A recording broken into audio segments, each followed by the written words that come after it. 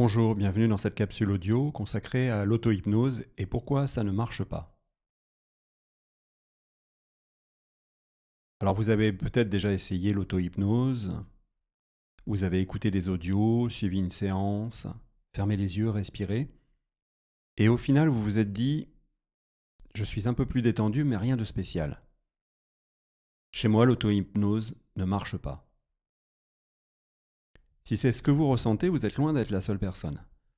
On voit partout des vidéos de gens qui semblent partir en transe en quelques secondes ou oublier totalement la douleur. Et vous vous dites peut-être, mon cerveau n'est pas câblé pour ça. Je ne suis pas réceptif ou réceptive. Dans cette vidéo, j'aimerais vous proposer une autre explication. Pourquoi l'auto-hypnose ne fonctionne pas encore pour vous? Et surtout, comment créer les bonnes conditions pour qu'elle commence à fonctionner? Je m'appelle Éric Gavret, je suis hypnothérapeute depuis plus de 10 ans. J'ai accompagné de nombreuses personnes qui au départ étaient convaincues que l'auto-hypnose ne marchait pas sur elles. Et ce que j'ai vu séance après séance, c'est que le problème ne vient pas de la personne, ni de son cerveau, mais de trois choses très simples. La posture dans laquelle elle aborde l'auto-hypnose, les attentes qu'elle a, et la façon dont elle s'entraîne, ou pas. La raison numéro 1, une posture trop passive. Première raison, vous arrivez en auto-hypnose comme chez le garagiste. On vous a appris à être patient, très passif. Alors on s'assoit, on attend que quelque chose nous soit fait, quelque chose se passe. En auto-hypnose et comme en hypnose d'ailleurs, cette attitude pose problème. Si vous fermez les yeux en vous disant on va voir si ça marche sur moi, et que vous restez surtout en mode observation, il se passe ceci. Votre respiration change, votre corps commence à se relâcher, des images apparaissent parfois, mais vous ne les utilisez pas. Vous les observez de l'extérieur, comme si ça ne vous concernait pas vraiment.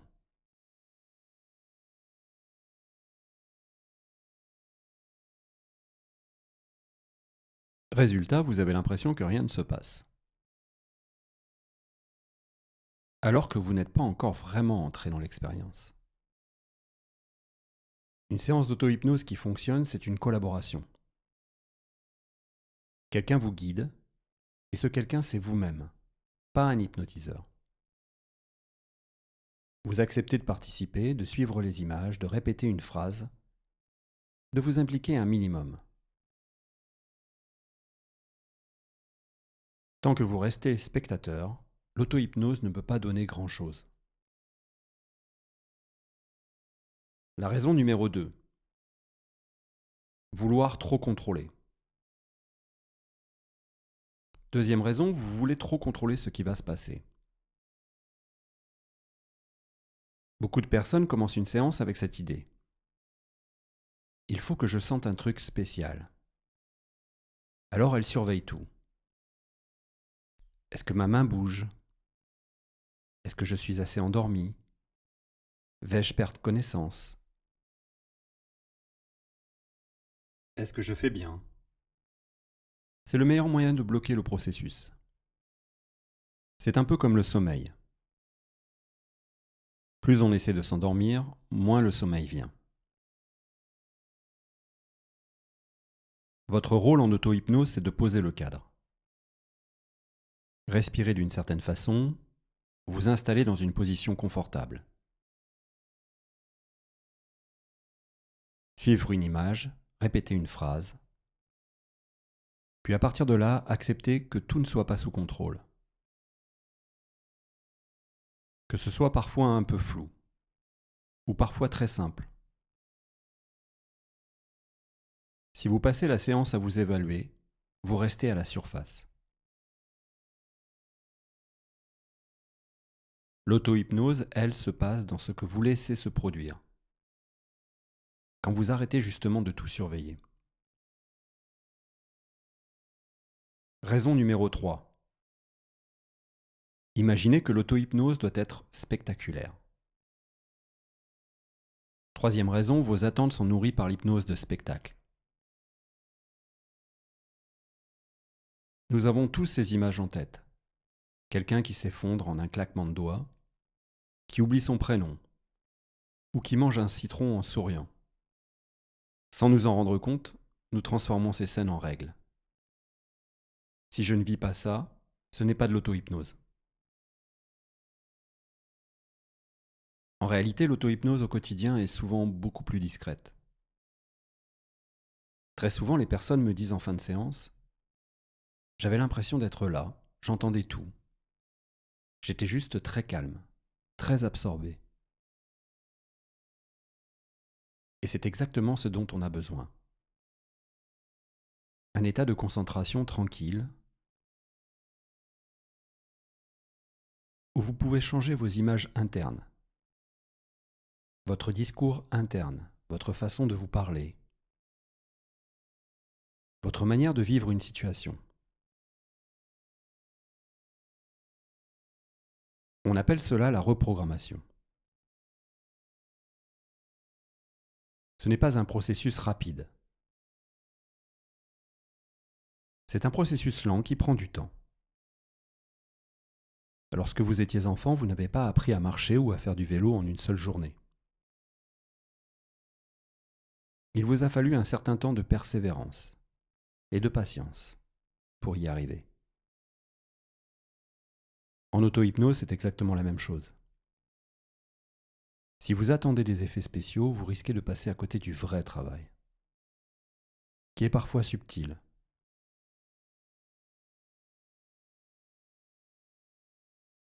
Mais qui change à tout jamais la façon dont vous réagissez ensuite, dans la vie réelle. La raison numéro 4. Pas de stratégie, seulement des essais isolés. Quatrième raison, vous utilisez l'auto-hypnose comme un coup d'essai, pas comme une méthode. Vous testez un audio un soir, une vidéo un autre jour, une séance occasionnelle, puis vous laissez tomber.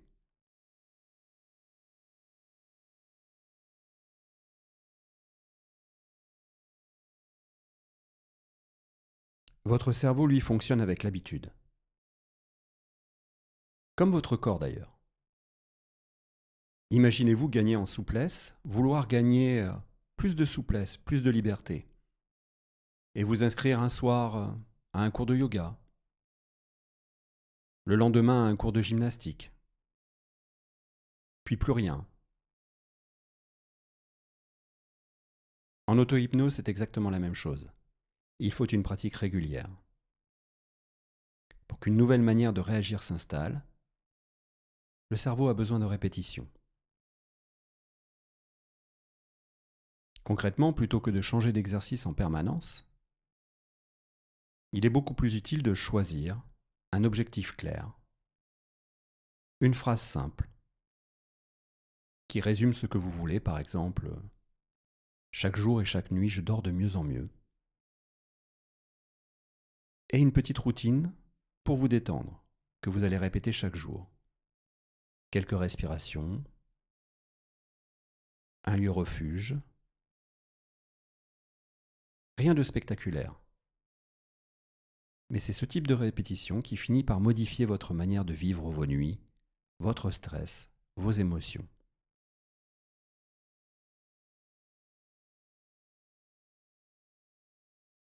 Si vous avez eu l'impression par le passé que l'auto-hypnose ne fonctionne pas pour vous,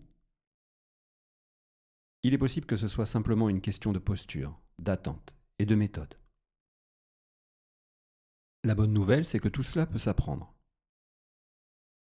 Pour aider les personnes que j'accompagne à apprivoiser l'auto-hypnose, sans se perdre dans des heures de théorie, j'ai créé un petit guide gratuit, 7 jours pour transformer votre vie grâce à l'auto-hypnose. C'est un PDF simple, mais complet, avec un programme sur 7 jours et environ 7 minutes d'exercice par jour. À l'intérieur, vous trouverez une routine de base d'auto-hypnose, la création de votre propre lieu refuge intérieur et des phrases de suggestion à utiliser chaque jour.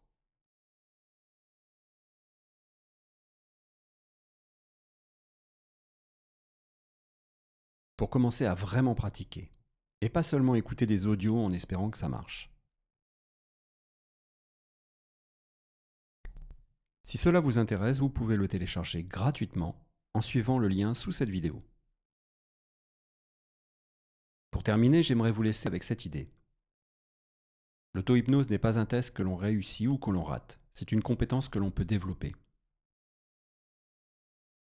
En changeant légèrement votre manière d'entrer dans l'expérience, en relâchant un peu plus le besoin de tout contrôler, et en vous donnant une petite routine régulière, vous pouvez vraiment commencer à en tirer quelque chose. Si cette vidéo vous a été utile, vous pouvez me le dire en commentaire et partager votre expérience de l'auto-hypnose. Qu'est-ce qui vous a aidé? Qu'est-ce qui vous a bloqué? Alors je vous dis à bientôt et bonne pratique.